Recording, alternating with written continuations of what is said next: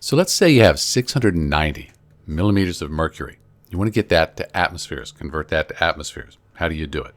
Well, the first thing that you need to do, you need to know that 1 atmosphere is equal to 760 millimeters of mercury. That's our conversion factor. So we're going to use this to convert millimeters of mercury to atmospheres.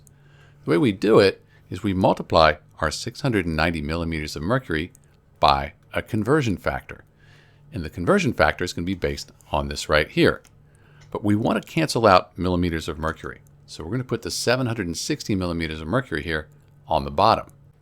We want to end up with atmospheres. That's what we're trying to convert to. So we're going to put that on the top. Now, when we do the math, since we have millimeters of mercury on the top and bottom, we're going to end up with atmospheres. That's what we're looking for. So really, we just divide 690 by 760, and we get 0.908 atmospheres. So that's how you do it. That's how you convert 690 millimeters of mercury to atmospheres. This is Dr. B, and thanks for watching.